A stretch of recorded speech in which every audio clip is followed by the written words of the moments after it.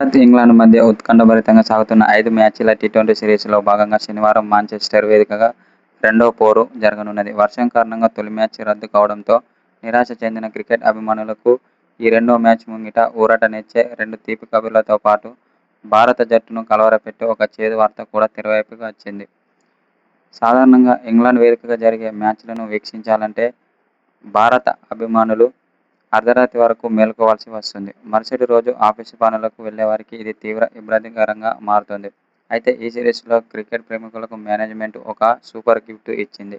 మొత్తం 5 మ్యాచ్ల సిరీస్లో 2 మ్యాచ్లు భారత్ కాలమానం ప్రకారం రాత్రి 7 గంటలకే ప్రారంభం అవుతుంది.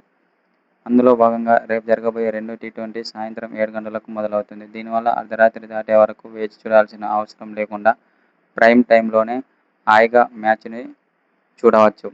ఇక రెండో శుభవార్త ఏమిటంటే ప్రస్తుత పర్యటనలో ఇప్పటివరకు ఆడిన 3 మ్యాచ్ల్లోనూ చోటు దక్కించుకోలేకపోయిన సంచలన యువ ఆటగాడైన వైభవ్ సూర్యవంశీకి ఎట్టకేలకే తుది జట్టులో అవకాశం దక్కే సూచనలు కనిపిస్తున్నాయి.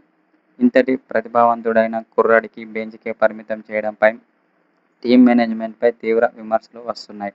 ఈ నేపథ్యంలో కెప్టెన్, కోచ్ సరికొత్త వ్యూహంతో ముందుకు వెళ్తున్నట్లు తెలుస్తుంది. ఫామ్లో ఉన్న సంజూ శాంసన్, ఇషాన్ కిషన్లను పక్కన పెట్టకుండానే బ్యాటింగ్ ఆర్డర్లో చిన్నపాటి మార్పులు చేస్తూ వైభవ్ను జట్టులోకి తీసుకురావాలని చూస్తున్నారు.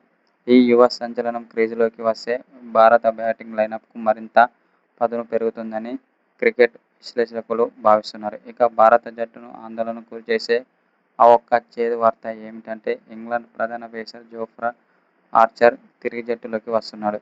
వర్షార్పమైన తొలి మ్యాచ్లో భారత బ్యాటర్లు ఇంగ్లాండ్ బౌలింగ్ను చీల్చిచెండాడుతూ 189 పరుగులతో భారీ స్కోరు సాధించారు. తమ బౌలింగ్ వైఫల్యం వల్లే భారత్ అంతటి భారీ స్కోరు చేసిందని భావిస్తున్న ఇంగ్లాండ్ మేనేజ్మెంట్ రెండో మ్యాచ్లో ఎలాగైనా పుంజుకోవాలని చూస్తుంది. అందుకే తొలి మ్యాచ్లో విశ్రాంతి తీసుకున్న జోఫ్రా ఆర్చర్ను ఇప్పుడు భారత్పై ప్రయోగించనున్నది.